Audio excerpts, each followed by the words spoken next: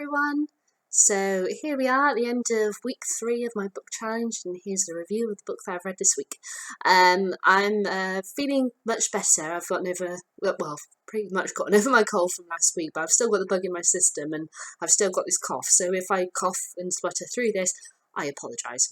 Right, so that's out of the way. So the book that I've been reading this week is Thomas Hardy's Far from the Madding Crowd. I've just literally finished reading it this minute, and I have to say I thought it was absolutely fantastic read. It's one of Thomas Hardy's books that I haven't read, because mainly with Thomas Hardy's novels, they're really quite depressing. They don't have the nicest of endings and such, and every single one that I've read has been that way. So I was kind of put off reading other Thomas Hardy books, because not that I'm saying I need to have a happy ending all the time. It'd just be nice for once in a while just to have a happy ending one. So I hadn't read Far from the Madding Crowd before. The reason why I bought it was because I had seen the recent film, absolutely loved it, and so I wanted to read it. Bought the book, never got round to reading it.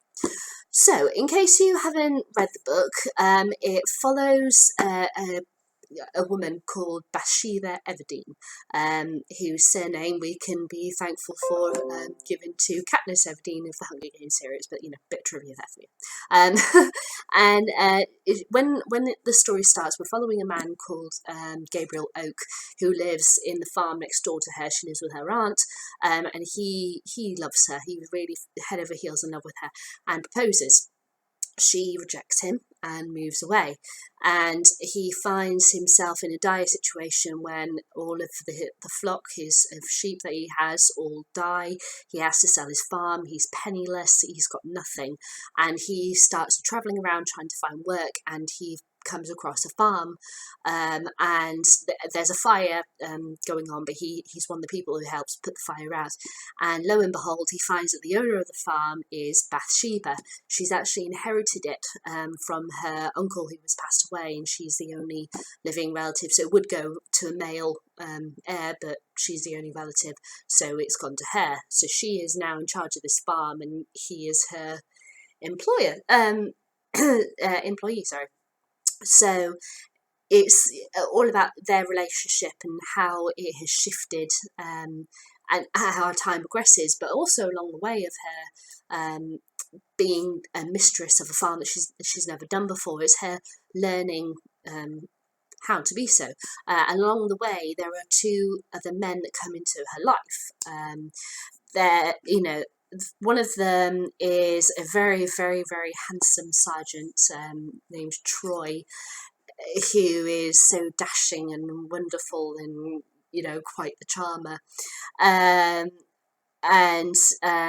one of them is her neighbour, who's called Mr. Boldwood. Now, Mr. Boldwood, I I have to say, when I saw the recent film, I really loved him. But he's an absolutely beautiful character, one of the best characters I think Thomas Hardy has ever written. When I read the book, I was like, I just want to give him a hug and hold him forever. He was so beautiful in this book. It's so much better. There's Mr. Boldwood. He's an older gentleman. He lives next door to Bathsheba, and Bathsheba plays a joke on him, and a Valentine's Day card, which she really shouldn't have sent, but she sent it anyway, tricking him to believe that she liked him and would like to marry him. Thinking that he'd just take it as a joke, whatever. Unfortunately, he took it as being serious, but he deep down, before he got that card, he liked her. So he thought, oh, it's her, saying, I like you back, yay. So he's on this kind of, mission to marry her. In the meantime, you've got Gabriel Oak, who is still in love with her after being rejected, ages before. And then you've got the dashing Sergeant Troy who comes along, who is everything that both her other interests in this book aren't. But he's so bold, and he's kind of like, I don't know if you guys have read it, Pride and Prejudice. He's the Mr. Wickham, this man who comes along who is so bold and so dashing and charming and handsome, and happens to also be a soldier. That you cannot help but be drawn to him. And that's what happens to Bathsheba. She gets really drawn to him. There's an amazing sequence in the book as well when she already kind of fancies Troy, but she's never allowed herself to focus on it or kind of take it as serious thing. She just think, oh, it's just something in my head. And he one day they're in the woods together, and he's saying how he was a soldier, he's practiced with swords and that, and he's got his sword with him, and he's going, oh, it's blunt, don't worry, but I'd like to practice around you. So stand up against a tree, and I'll do my, various moves that we used to do practice when I was a soldier, and I'll show you what we did. And it's this really amazing sequence where she's being touched by the tip of the sword just ever so slightly against her skin, and how that makes her tingle, and it kind of sets alight this fire within her, and this whole thing of in a sense is a way of her. She's never been touched like that by anyone before, and what that means to her. Her lust for him as well. It's a very, very, very seductive scene. It's wonderfully written. But yes, it is. So as time goes on, it's all about these three men in her life, and how she is affected by them, and them all wanting her in very different ways.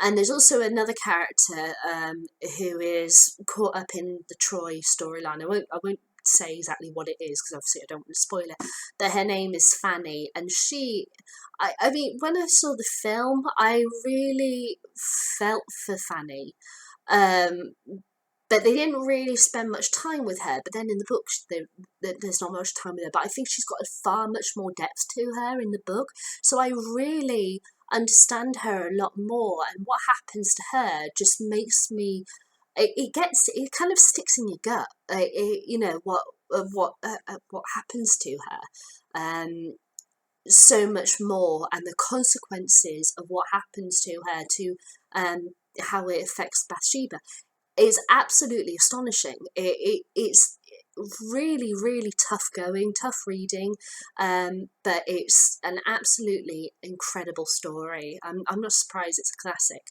Now, because I've done 2 weeks of reading fantasy books, then going to Thomas Hardy, it's very, very, very, very, very different writing style and everything. And it was kind of strange going back into Hardy again, because of what he does is that he likes to spend a lot of time talking, doing very long descriptions and all this kind of thing.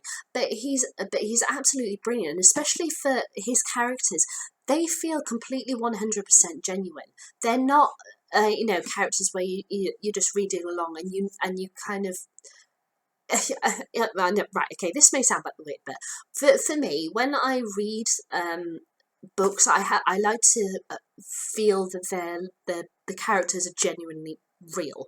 The landscape is real.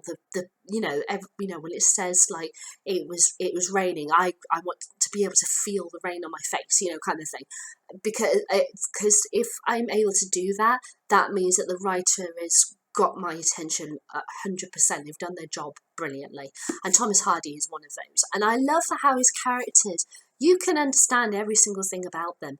They're totally genuine. Like there's this absolutely fantastic sequence where Bathsheba, right near the beginning of the book, and it's actually, I think it's the first scene of the film, the recent film.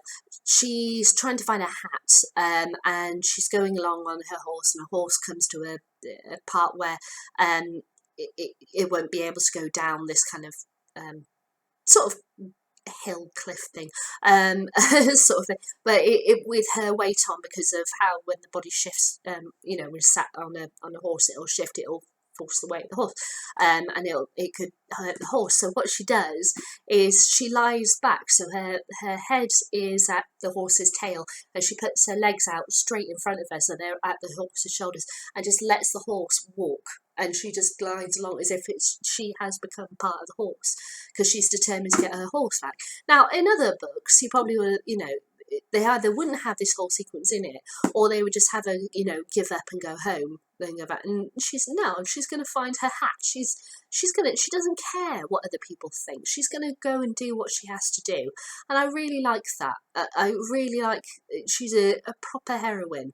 And she has complex things about her. Like, I love how Gabriel Oak is, the man who she rejected, but she always goes to him for advice. She always has to ask his opinion about everything, even if she should go off with Sergeant Troy when her feelings get lit by him. She has to ask what he thinks. And you think, for crying out loud, this poor man, you rejected him. He's gone through hell and high water, and now you're asking him if you should go off and get married and sleep with this young man that's going to come along. What do you think he's going to say? But she has to do it. It's kind of like in the film, The Way We Were, how our two main characters, they were friends, they got married, they get divorced, but the whole thing about when they're arguing and with each other, they spend the night in different places. But Katie, who's played by Barbara Streisand, she has to call her husband because he's her best friend, because she needs advice, and he's the only person that she can call. And it's this really tragic, scene where she's phoning him and telling him this and crying her eyes out and saying, "I need to talk to you. You're my best friend. You're the only one who'll understand." And he hangs up the phone. But obviously, in Far From the Man in Crowd, they can't hang up phones, and they're stood right in front of each other. And it's very interesting how he deals with this situation, and how they can still be friends throughout this. And I was still thinking like the complexity of human nature and how people respond to different situations.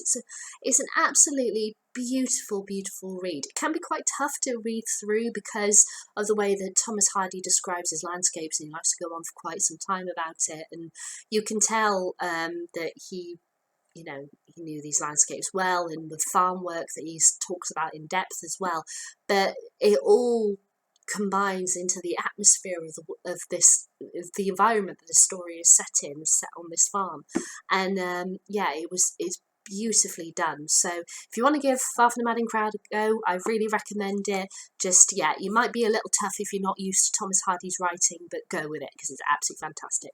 And I would also recommend, because obviously it was what led me to this book, the recent film version with Carey Mulligan as Bathsheba Everdeen. It is absolutely fantastic. And right after I finish this video, and I've done the video for my next book announcement, I'm going to sit and watch this because I just have to now that I've finished this book, because I kept on thinking back to this film as I was reading the book, and after I finished reading it about half an hour ago.